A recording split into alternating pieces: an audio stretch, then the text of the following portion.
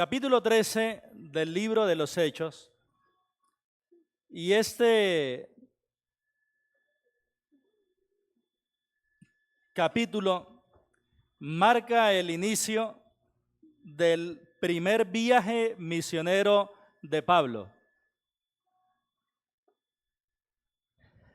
Ese capítulo marca el inicio del primer viaje misionero de Pablo y es muy importante ese capítulo. O el punto desde el cual el libro de los Hechos pudiéramos decir que se parte en dos.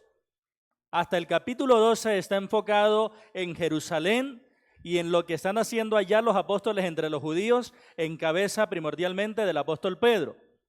Ahora, a partir del capítulo 13, ya no se muestra lo que ocurre en Jerusalén, sino lo que ocurre en todo el mundo conocido. Y la iglesia principal pasa de ser la iglesia en Jerusalén para convertirse en la iglesia en Antioquía. Y el líder deja de ser el apóstol Pedro para tomar realce ahora el apóstol Pablo. Es más, de aquí en adelante, desde el capítulo 13 hasta el 28, el personaje principal es el apóstol Pablo, siguiendo cada uno de los viajes misioneros, 3 en total, y el cuarto con el cual ya él llega a Roma, pero no es tanto un viaje como los 3 anteriores misioneros, sino más bien es un viaje donde lo llevan cautivo a él. Pero igual, como siempre, el apóstol aprovecha cualquier circunstancia para hablar de Cristo.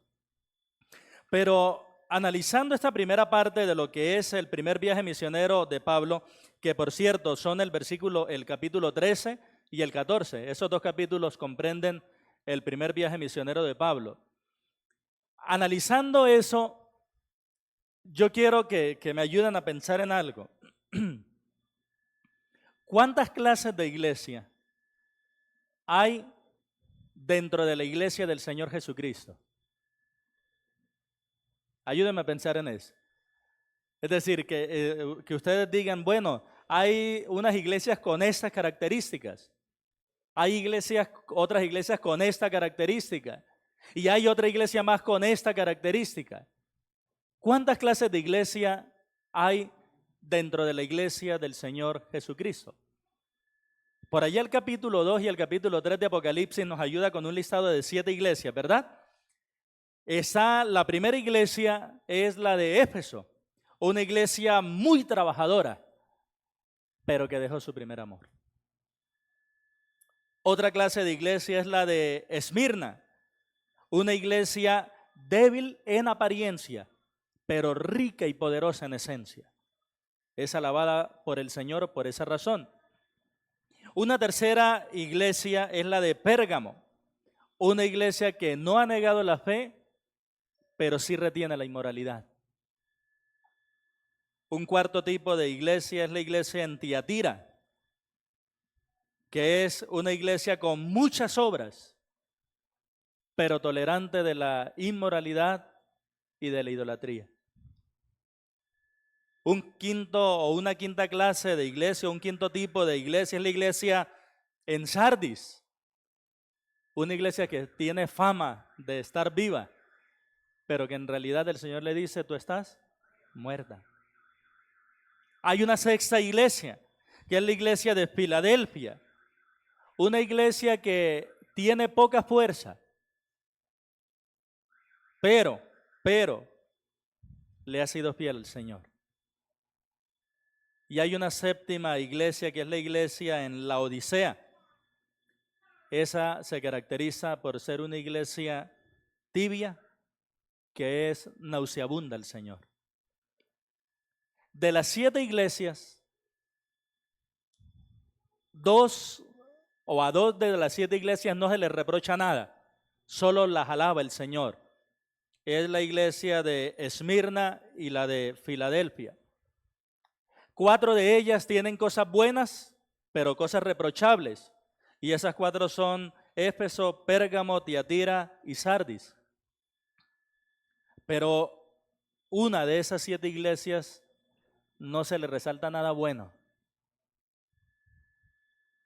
sino que todo es malo y por eso el Señor le dice, te vomitaré de mi boca. Es la iglesia de Laodicea. Mirando esas 7 características de iglesia que nos presentan el capítulo 2 y 3 de Apocalipsis, te quiero hacer una pregunta. ¿Qué característica te gustaría que tuviera nuestra iglesia?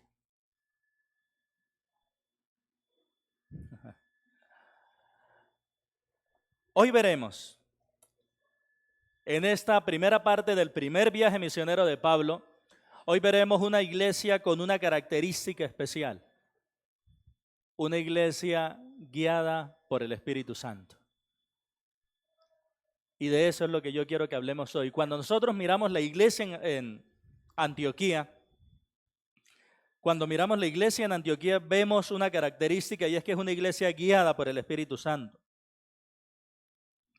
La guía del Espíritu Santo para la iglesia en Antioquía la convirtió en la iglesia misionera por excelencia.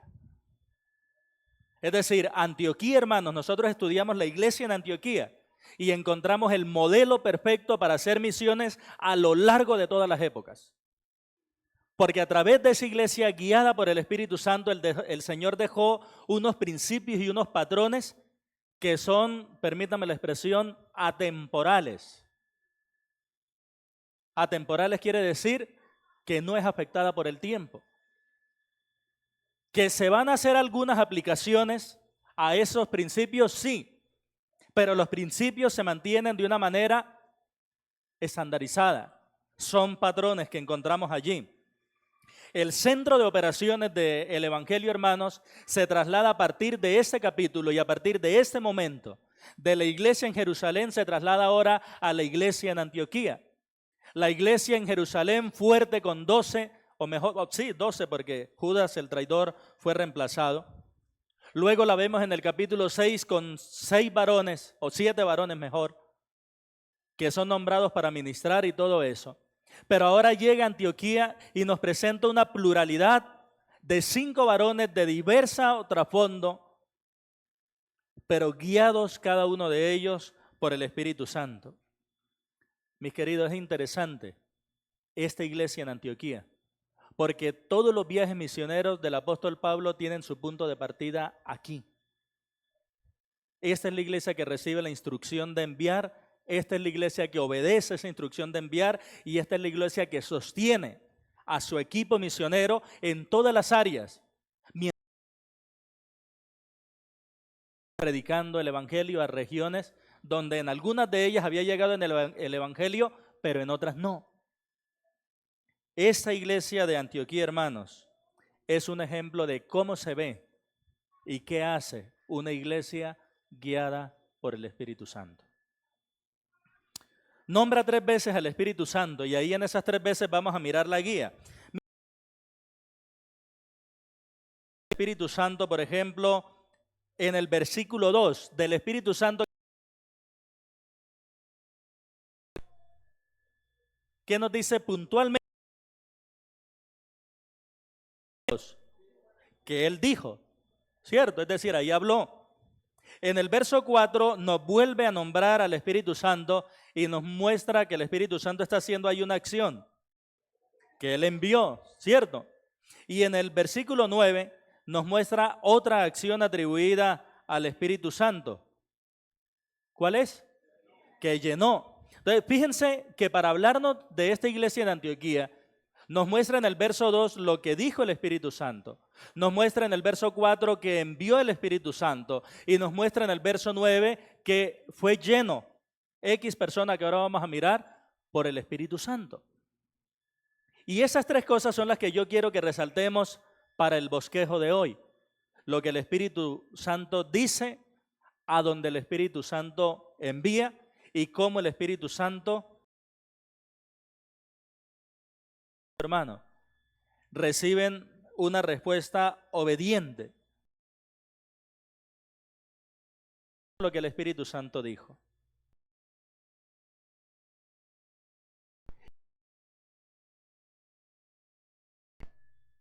Mis queridos, en pocas palabras, una iglesia es guiada por el Espíritu Santo cuando sus miembros obedecen a Dios. Eso es lo que vemos allí.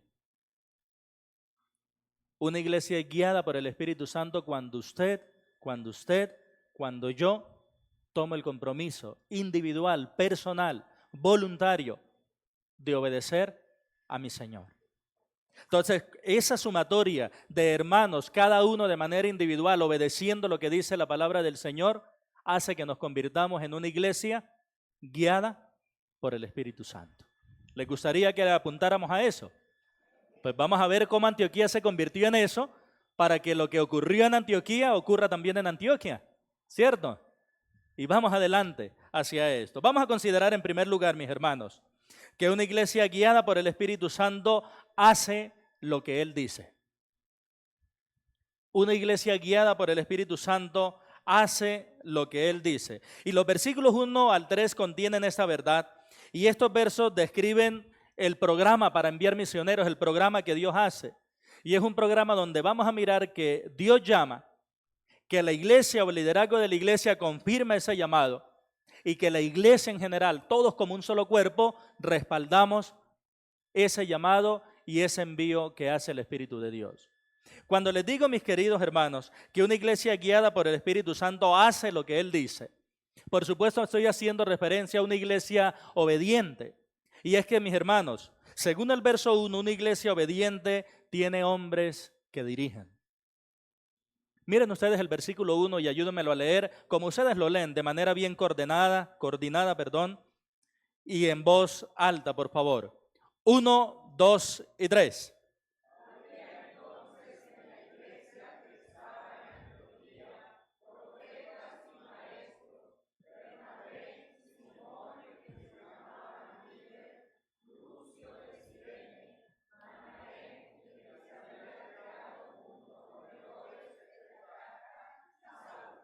Eso es. ¿Por qué coloco el enunciado que una iglesia obediente tiene líderes que dirigen? Porque fíjense que se nombra 5 varones, pero de ellos se nos dan 2 características. Que había en la iglesia en Jerusalén 2 clases de hombres. ¿Cuáles? Profetas y ¿qué? Y maestros. Profetas, entiéndase como aquellos que anuncian la palabra de Dios. Y maestros, entiéndase como aquellos que hacen entender al pueblo o a la iglesia las palabras de Dios.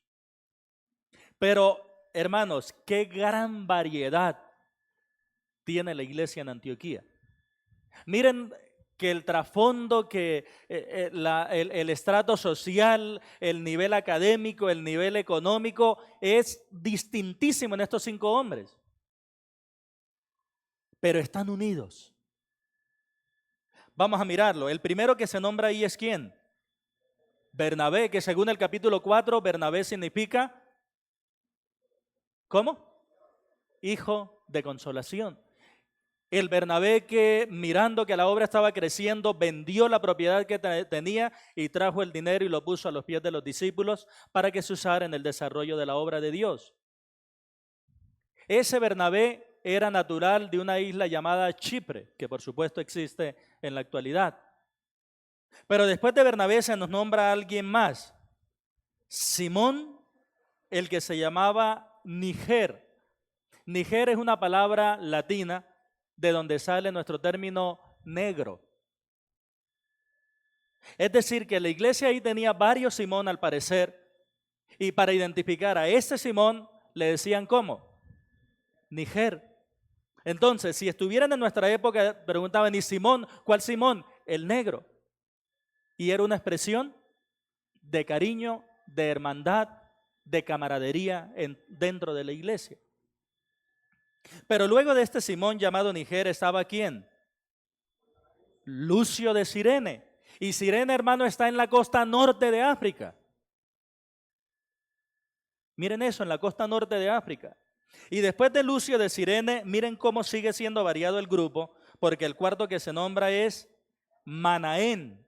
Y de él se nos dice algo, que se había criado junto con Herodes, el tetrarca.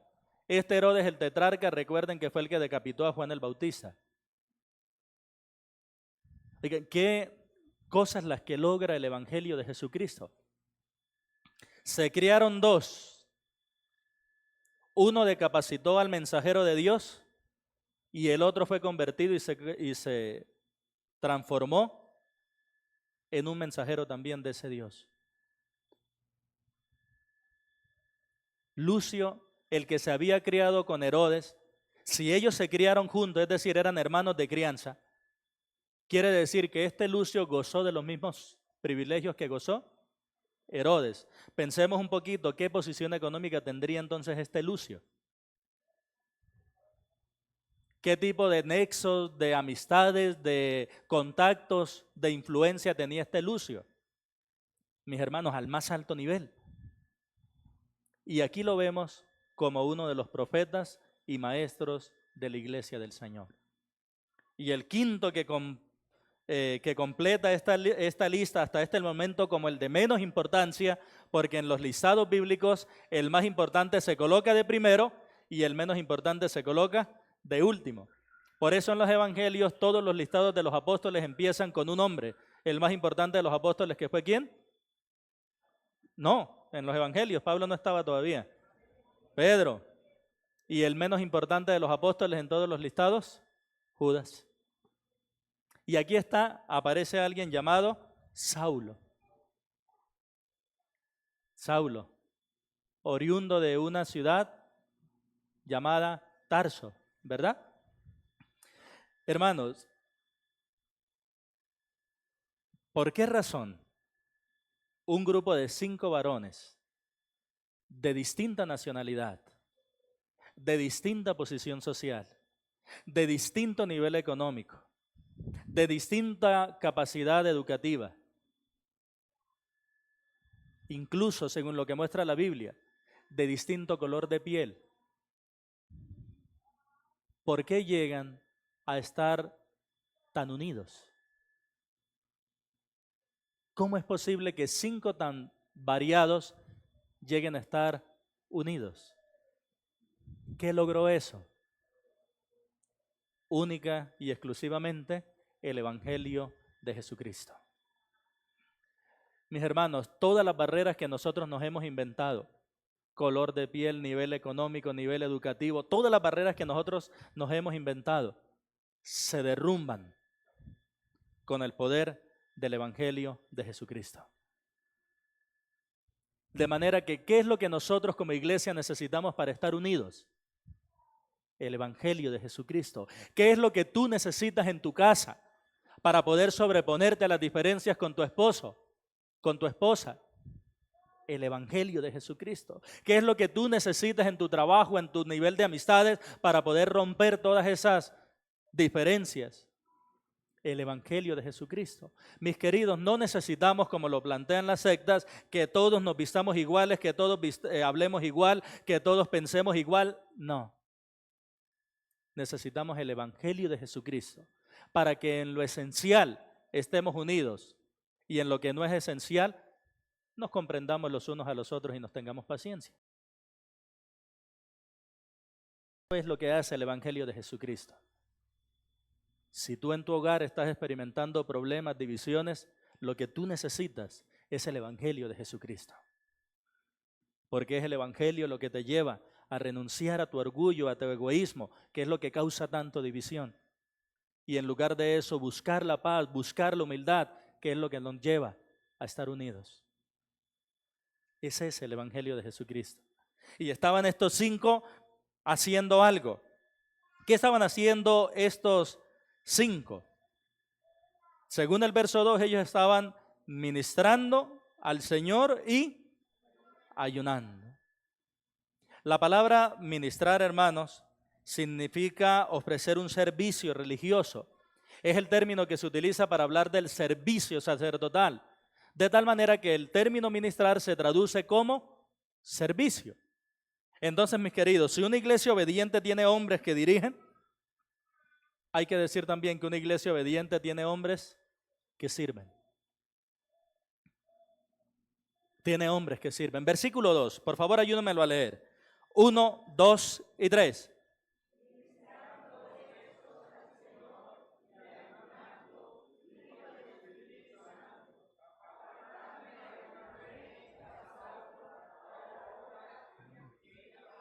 Bien, me llama la atención que decíamos que ministrar significa servir, ¿verdad? Pero Observen ustedes que no dice ministrando a la iglesia, sino que dice ¿qué? Ministrando al Señor. Mis queridos, es interesante. El objetivo primordial de estos 5 varones líderes no era servir la iglesia. El objetivo primordial de ellos era servir.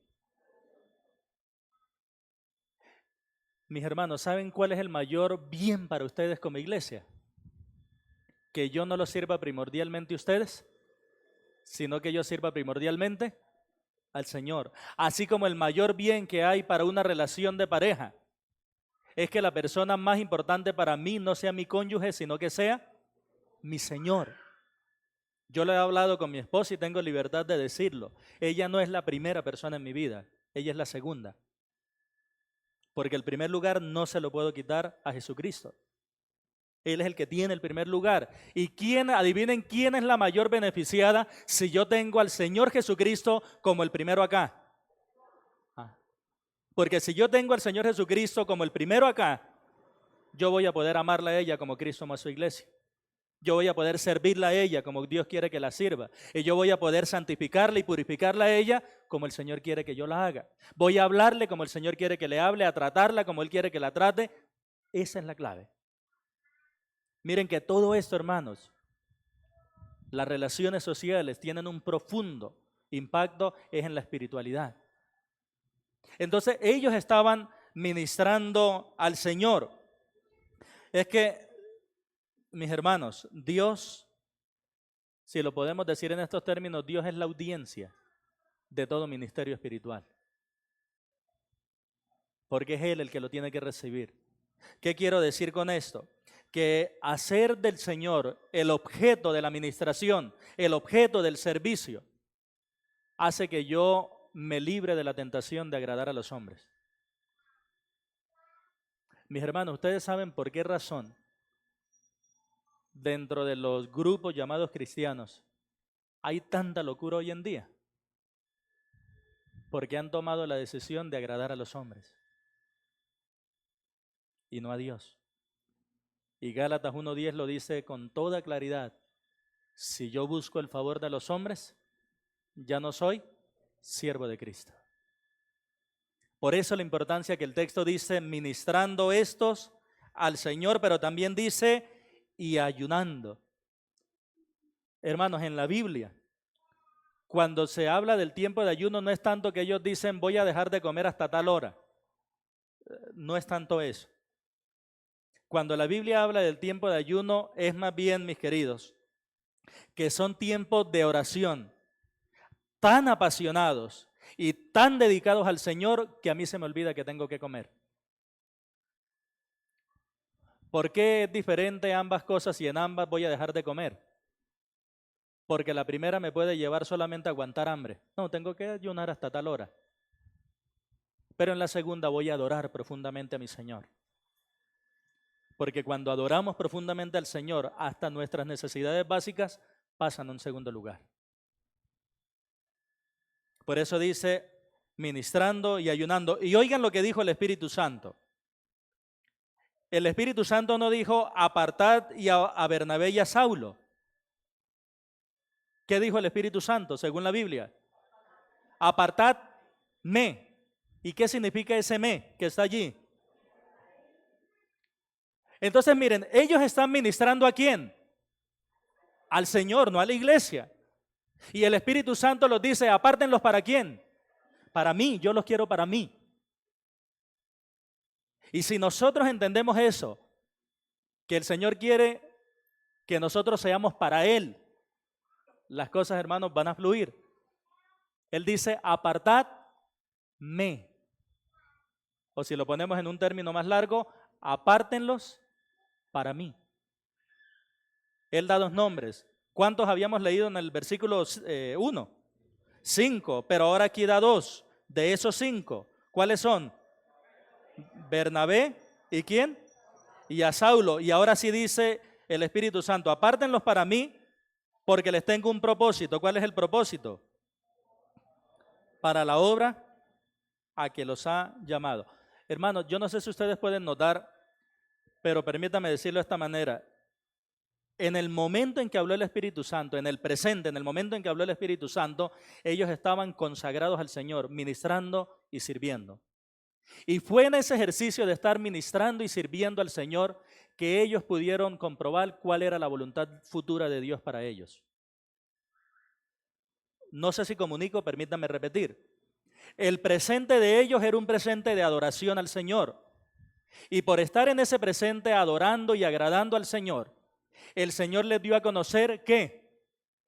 ¿Cuál era su plan a futuro? ¿Qué aprendemos de esto, mis hermanos? Que yo puedo entender la voluntad futura de Dios viviendo el presente de una manera que le agrade a Él. Porque en la palabra del Señor tenemos una voluntad general para todos los creyentes. Dice la Biblia en Tesalonicenses, la voluntad de Dios es vuestra santificación. Dice en el mismo Tesalonicenses, la voluntad de Dios es que den gracias. Y tenemos todos los mandatos de la Biblia, esa es la voluntad de Dios. Eso es para todos los cristianos.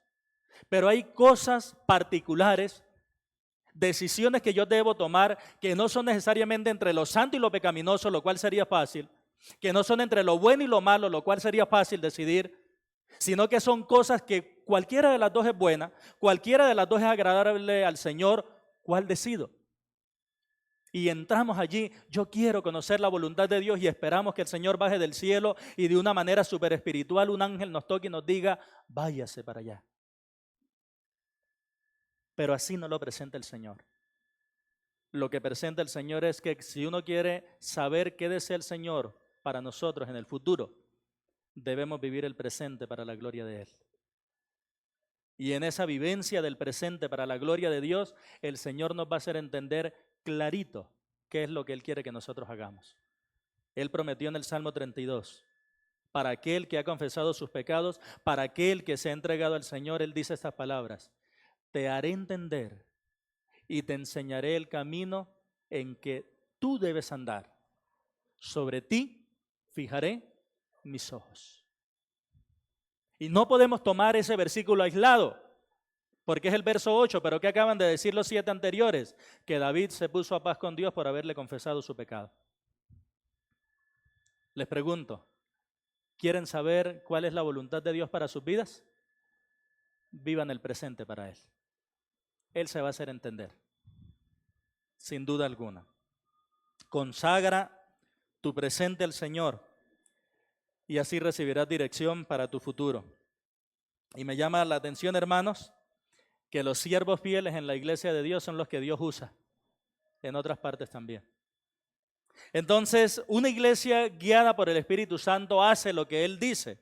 Y esa iglesia obediente tiene hombres que dirigen, tiene hombres que sirven, pero también tiene algo más, según el versículo 3. Fíjense que dice el verso 3, entonces habiendo ayunado y orado, les impusieron las manos y los despidieron. Observen la expresión, habiendo ayunado y orado. Les dije hace un momento que el ayuno en la Biblia no es tanto un tiempo para dejar de comer, sino un tiempo para ¿qué? ¿Lo recuerdan? Eso, para adorar al Señor. Y orar, pues qué mejor manera de adorar al Señor que con la oración, ¿verdad? ¿Qué otra característica tiene una iglesia obediente, según ese versículo 3 entonces? Eso. Una iglesia obediente al Señor tiene hombres que adoran.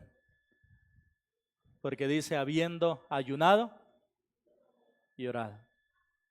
Entonces, dice que después de haber ayunado y orado, les impusieron las manos. ¿Y qué hicieron? Y los despidieron. Les impusieron las manos y los despidieron. Algo así como lo que hicimos hace 2 meses nosotros. Les impusimos las manos a casi 30 hermanos de los que estaban entre nosotros y que vivían en el sur del valle y les dimos una misión. Hermanos, establezcan la nueva iglesia Alianza en el sur del área metropolitana del Valle de Aburrá. Pregunta, emocionalmente hablando, ¿fue fácil para nosotros dar ese paso? ¿Creen que fue fácil para los que salieron? Por eso nos pusimos a llorar. Pero mis hermanos, hemos comprendido que si queremos ser una iglesia guiada por el Espíritu Santo, si queremos ser una iglesia que hace la voluntad de Dios, debemos obedecer a pesar de lo que sentimos.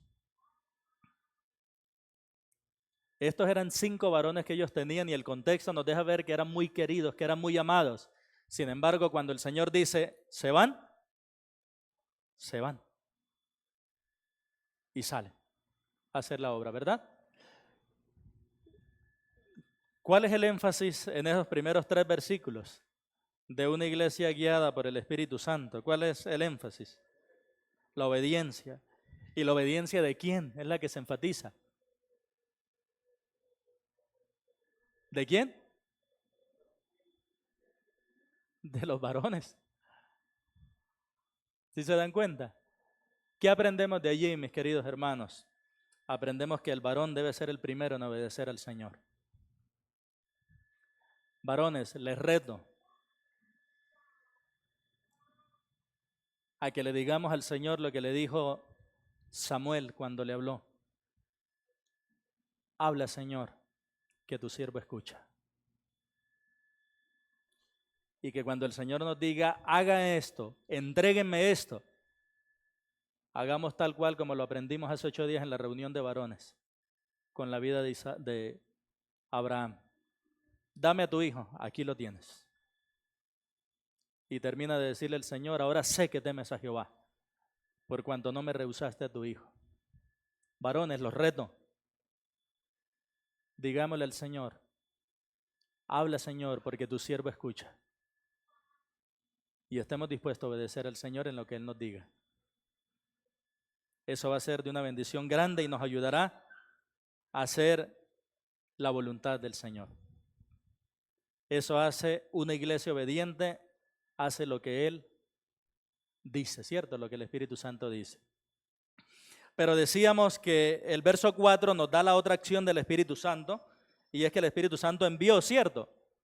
Entonces, lo segundo que quiero que consideremos, hermanos, es que una iglesia guiada por el Espíritu Santo va donde Él envía. Eso es lo segundo que quiero que consideremos. Y en versos 4 hasta el 8, vemos tanto lugares como personas, como situaciones.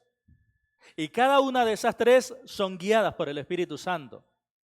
Mis hermanos, es que según el verso 4 y hasta la parte inicial del versículo 6, el Espíritu Santo envía hacia lugares. Y yo quiero que me ayuden a leer, por favor, verso 4, 5, y solamente la parte inicial del verso 6 donde termina diciendo Pafos. Vamos a leerlo a la voz de 3. 1, 2 y 3.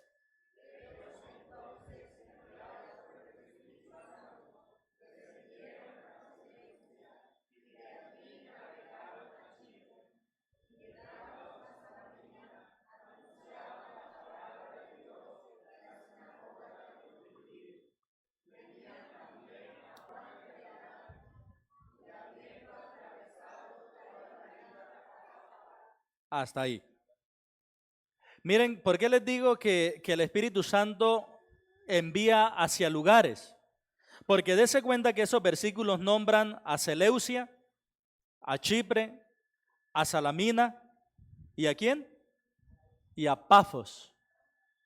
Ellos llegaron a Chipre. Chipre, mis queridos hermanos, era la tierra de Bernabé y es la tercera isla más grande del mar que los rodea a ellos, que es el Mediterráneo.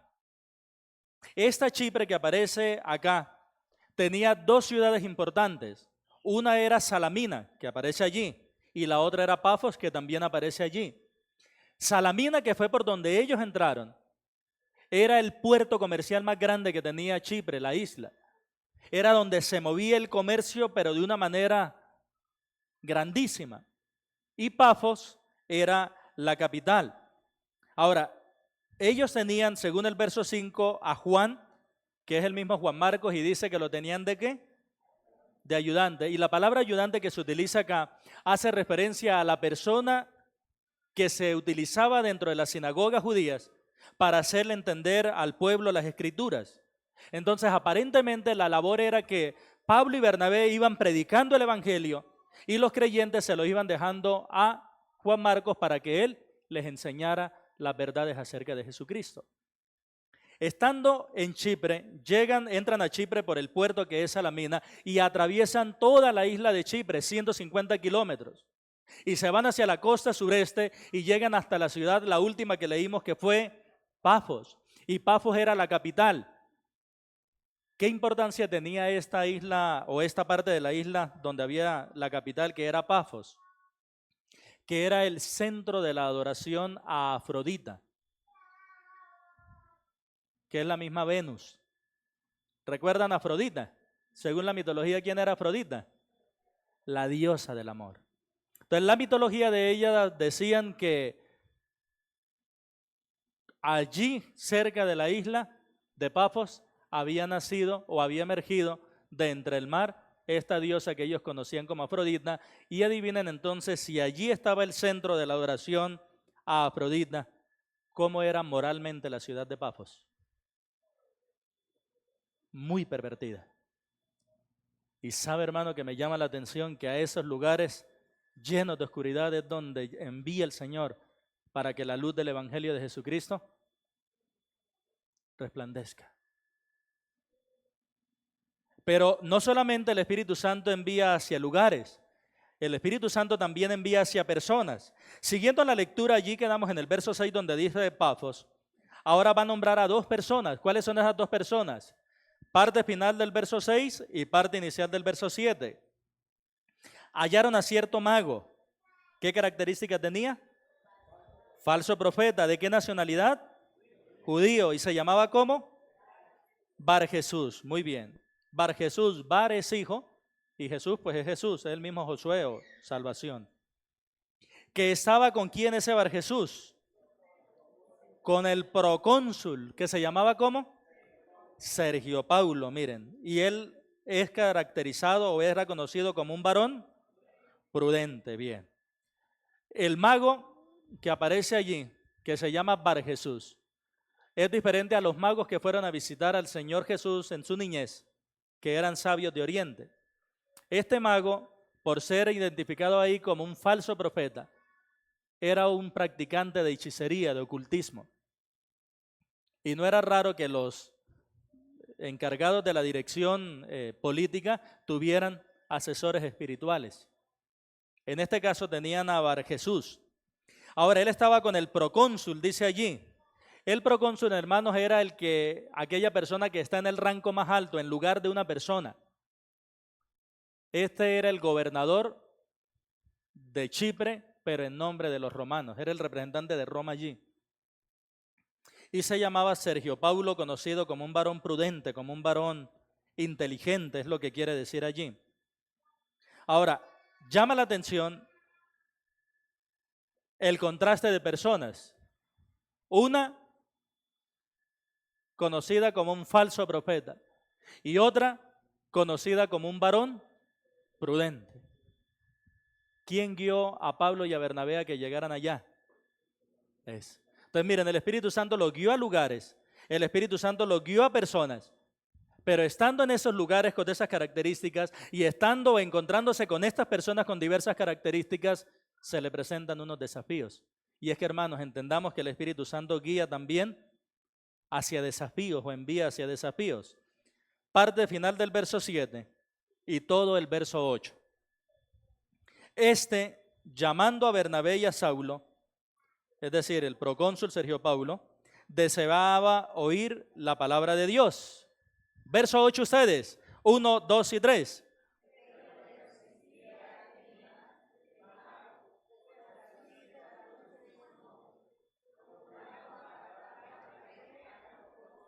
Oigan, el procónsul deseaba oír la palabra de Dios.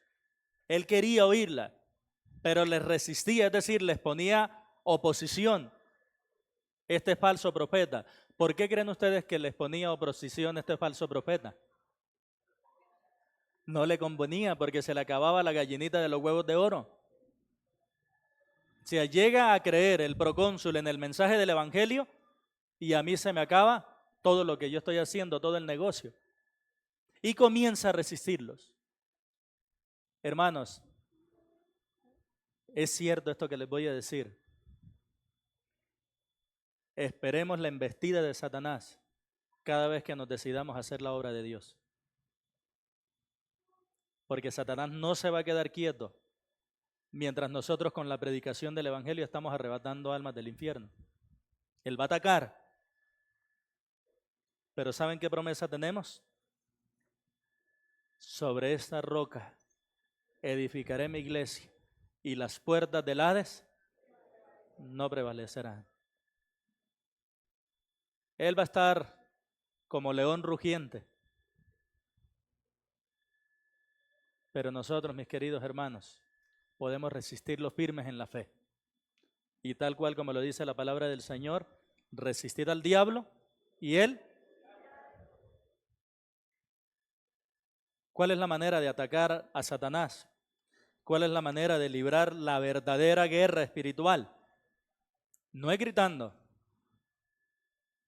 no es haciendo cosas extrañas.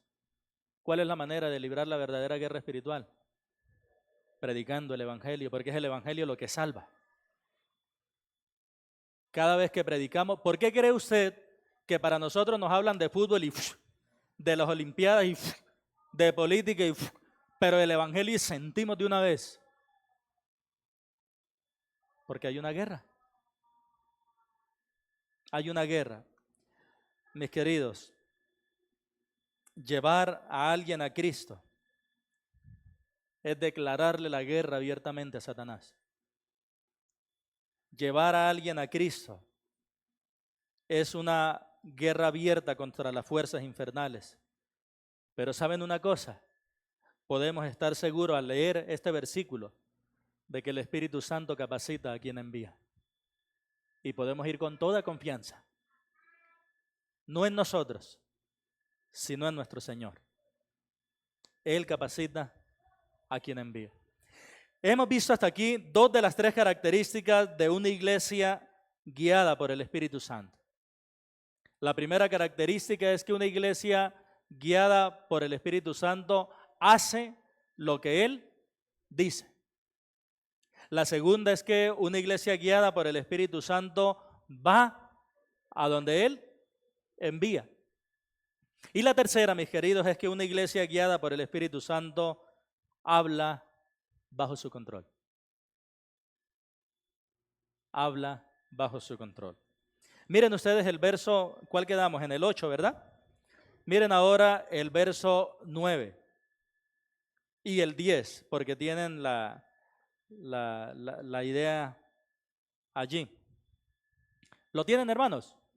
Leámoslo, o permítanme hacerlo hasta el 11, del 9 al 11, por favor. Del 9 al 11. 1, 2 y 3.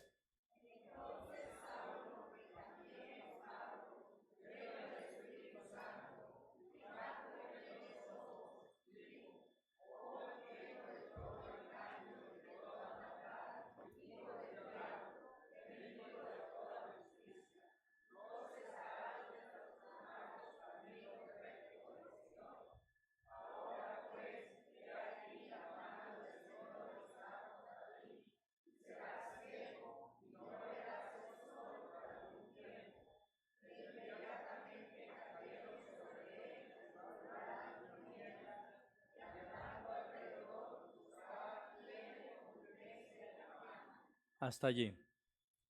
Mis queridos, según estos versículos entendemos que el control del Espíritu hace hablar acorde a la situación. Pablo es un hombre descrito en la Biblia, lo que uno logra ver como un hombre de mucho temple, ¿no? O sea, de esas personas curtidas, que son las personas que uno tiene que mandarlas a que rompan, a que abren allá como punta de lanza. Porque yo creo que si Bernabé, que era el hijo de consolación, le hubiera tocado solo, de pronto, ven, yo te quiero hablar del amor de Cristo. Pero este Pablo no se fue por las ramas. Y es que, hermano, hay tiempo para hablar de manera amable y hay tiempo para confrontar. Y recuerden que Pablo lo hizo con él, lo hizo con Pedro. Hay tiempo para ser amable y hay tiempo para confrontar. Y yo creo que si hay algo que usted debe pedirle a Dios, hermanos, es que le muestre cuál es la diferencia para hablar de manera amable, o cuál es el tiempo para hablar de manera amable y cuál es el tiempo para confrontar de manera firme. No grosera, ¿no? Pero sí firme. Ese verso 10, miren esa mano de elogios que le dijo Pablo. Oh, lleno de todo engaño y de toda maldad, hijo del diablo, enemigo de toda justicia. ¿No cesarás de trastornar los caminos rectos del Señor? Oye, yo leí ese versículo y yo pensé de una que le quedó en pañales Rodolfo Hernández. ¿Se acuerdan cuando estaba en campaña? Ladrones, sinvergüenzas, atracadores. Y aquí está Pablo diciendo lo mismo. Hijo de todo, ¿cómo es? Lleno de todo engaño, lleno de toda maldad, hijo del diablo. Lo que él está haciendo aquí, hermanos, dense cuenta que no es una venganza. Lo que él está haciendo aquí es una defensa del evangelio que él está predicando. Eso es lo que él está haciendo. Es decir, él no está haciendo eso porque él se sintió ofendido. Él está haciendo eso porque, según lo dice el versículo 11, le hace la pregunta, ¿cuándo dejarás de trastornar los caminos rectos del Señor? Esa es la razón por la cual se le dicen todas esas cosas. Por esa razón es que les digo que el control del Espíritu hace hablar acorde a la situación. Pero cuando miramos el versículo 12 entendemos también, hermanos, que el control del Espíritu hace hablar acorde a la palabra. Porque ¿lo pueden leer, por favor? ¿Qué nos dice el versículo 12? 1, 2 y 3.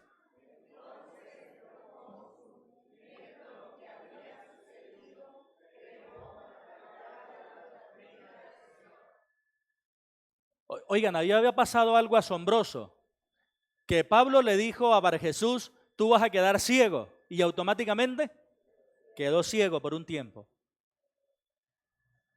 Pero lo que asombra al procónsul, lo que maravilla al procónsul, ¿qué es? Según el versículo 12. La doctrina. ¿Se dan cuenta por qué Pablo le dijo todas esas palabras a Bar Jesús? Lleno de maldad, lleno de todo engaño, hijo del diablo. Porque Bar Jesús es hijo de salvación. Y por eso Pablo le dice, tú no eres hijo de salvación, tú eres hijo del diablo. Tú no eres hijo de Jesús, tú eres hijo de perdición. Pero no era una venganza, era para eliminar el obstáculo que había para que este Sergio Paulo recibiera el evangelio y fuera salvo. Por eso él se maravilló de la doctrina. Porque recuerden que el objetivo de los milagros en la era apostólica era precisamente confirmar que el mensaje era verdadero. Ese es el objetivo de cuando se han hecho grandes milagros. ¿Qué épocas de milagros hay? La de Moisés cuando sale de Egipto. Para confirmar que con esos milagros que Dios había enviado a Moisés. Y se levanta otra época siglos después de milagros grandes con Elías y Eliseo para demostrar que el mensaje que llamaba a Israel al arrepentimiento era de parte de Dios. Y después se levanta una tercera época de grandes milagros. ¿Cuándo? El Señor Jesús con los apóstoles hasta Pablo, para confirmar que el mensaje que ellos predicaban era el mensaje de parte de Dios. Pero dense cuenta que cuando va finalizando, cuando ya se ha llenado con el evangelio todo, los milagros comienzan a menguar. Y por esa razón Pablo está enfermo y Pablo no pone las manos y dice, sáname, sino que Pablo dice, de buena gana me gloriaré en mis debilidades. Y vemos que el discípulo de Pablo, Timoteo, está enfermo y Pablo no dice, te ordeno que sanes, sino que Pablo le dice, tómese un poquito de vino para el problema estomacal que tiene. Porque el objetivo de los milagros ha sido confirmar que es la palabra de Dios. Ahora, ¿quién hoy en día puede tener dudas de que la Biblia es la palabra de Dios? Mi querido, ni siquiera los ateos, y por eso es que la atacan. ¿A quién han visto ustedes peleando y diciendo Blancanieves y los 7 enanitos es mentira? ¿A quién? Pues porque se sabe que es mentira. ¿A quién han visto ustedes lo de Rapunzel es una mentira? A nadie, porque es obvio que es mentira. Pero ¿por qué atacan la Biblia y por qué quieren desacreditar la Biblia y por qué quieren decir la Biblia es mentira? Porque saben en el fondo de su corazón que ella es la palabra de Dios. Y no tienen ningún problema intelectual en aceptarlo. El problema de ellos es que saben que si reconocen que la Biblia es la palabra de Dios, están obligados a moldar su vida a lo que ella dice.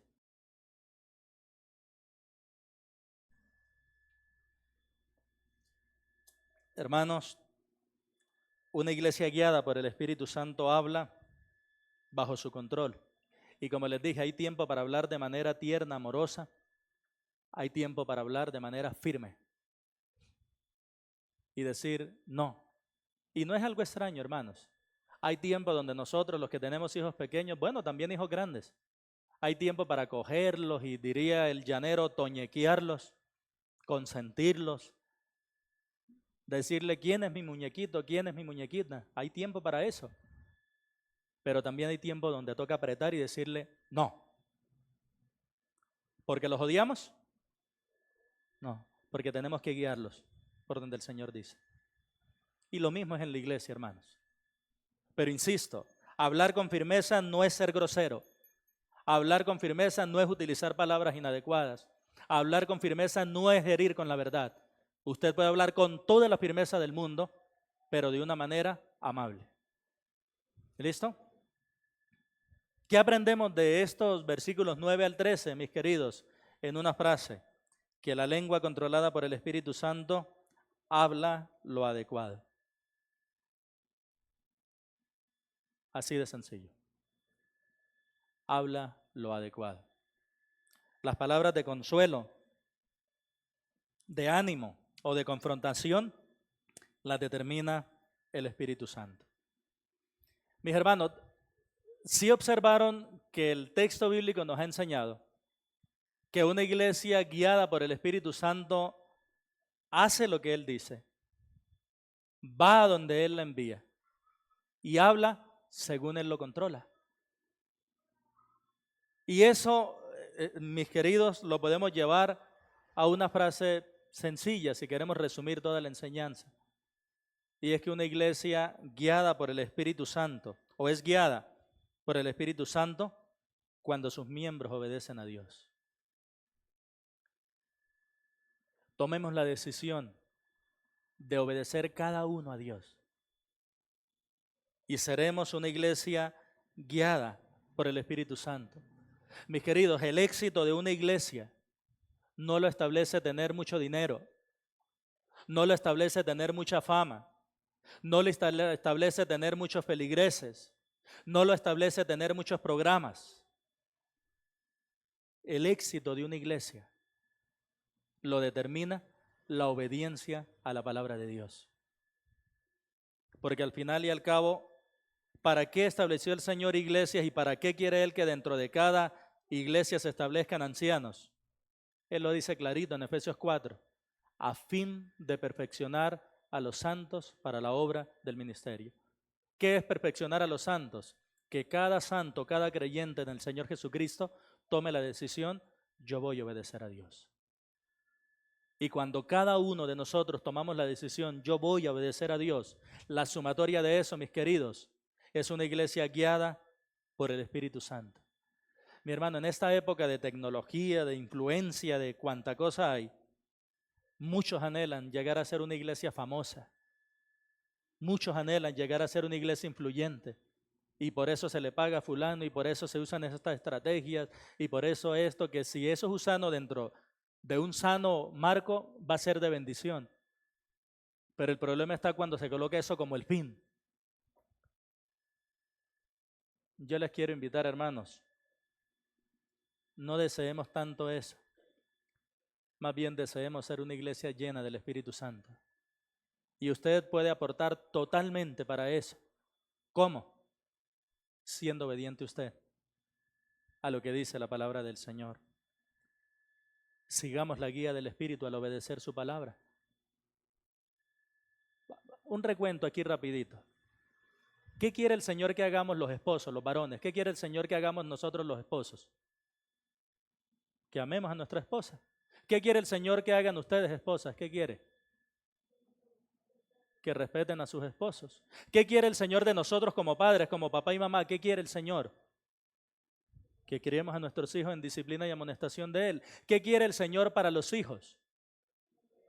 Que obedezcan a los padres. ¿Qué quiere el Señor para los patrones? Que traten bien a sus empleados. ¿Qué quiere el Señor para los empleados? Que honren a sus patrones. ¿Se dan cuenta que sabemos qué es lo que el Señor quiere? Hagámoslo. Obedezcámoslo. Porque así seremos una iglesia guiada por el Espíritu Santo. Y yo creo que el reto, hermanos, surge de acá. De esa Antioquía plagada de pecado y de inmoralidad, surgió la iglesia más misionera que registra las Escrituras. Porque la iglesia en Jerusalén no fue misionera. La iglesia en Jerusalén iba y atendía cuando se veía que el Espíritu Santo había llegado allá a través de la predicación. Pero es la iglesia en Antioquía la que dice, vamos a enviar 2 varones según la guía del Espíritu Santo y van a ir a tal lado y tal lado y tal lado y tal lado. Y es la iglesia en Antioquía la que dice, hermanos, tome, estos son los recursos económicos para que ustedes puedan ir a hacer ese trabajo. Y es la iglesia en Antioquía la que después en el capítulo 14 recibe a estos mismos 2 hombres y recibe el informe de cómo el Señor obró alrededor de ese viaje. Mis queridos, que nuestra Antioquia, que debemos reconocerlo, llena de pecado y de inmoralidad, que de nuestra Antioquia surja también una iglesia misionera, surja también una iglesia que sienta pasión por Dios, que tenga compasión por las almas. Y cada uno de nosotros puede hacerlo. Yo quiero utilizar una figura que me compartieron hace unos años y me parece muy útil y muy apropiada para esta situación, donde preguntaban, ¿cómo se hacen misiones? Y lo plasmaron en este dibujo. Las misiones se hacen con las rodillas que oran, con las manos que dan, con los pies que van y con las iglesias que envían. Y creo yo que todos y cada uno de nosotros hemos sido facultados por Dios para hacer como mínimo 2 de esas 4 cosas para hacer misiones. Como mínimo 2. Mis queridos, sigamos extendiendo el Evangelio de Jesucristo. Y usted dirá, pero bueno, ¿cuál es la insistencia? De pronto aquí hay alguien que no ha creído en Jesucristo como su Salvador y se está preguntando, pero ¿cuál es la insistencia en que el Evangelio se predique en todo el mundo? La insistencia es por cuanto todos pecaron y todos están destituidos de la gloria de Dios. Esa es la razón por la cual nos urge predicar el Evangelio a toda criatura. Y si aquí hay algún hombre, alguna mujer que aún no ha creído en Jesucristo como su Salvador, déjeme decirle que Dios le ha traído para que usted escuche el mensaje del Evangelio, el mensaje que le dice que usted es pecador, pero que también le dice que Jesucristo pagó por sus pecados y que hoy por la fe en Él usted puede ser salvo. Querido amigo, querida amiga, si vino sin Cristo, no se vaya de la misma manera. Crea hoy en Él como su único y suficiente Salvador. Entregue su vida al Señor y viva por fin una vida para la gloria de Dios, que es la vida que vale la pena vivir. Vamos a orar. Padre de los cielos, muchas gracias. Nos das el privilegio enorme de abrir tu palabra para que ella nos instruya, para que ella nos guíe, para que ella nos oriente. Y agradecemos, Señor, tanta bondad para con nosotros. Suplicamos, Padre, que nos permita, según lo aprendimos hoy, anhelar ser una iglesia guiada por el Espíritu Santo.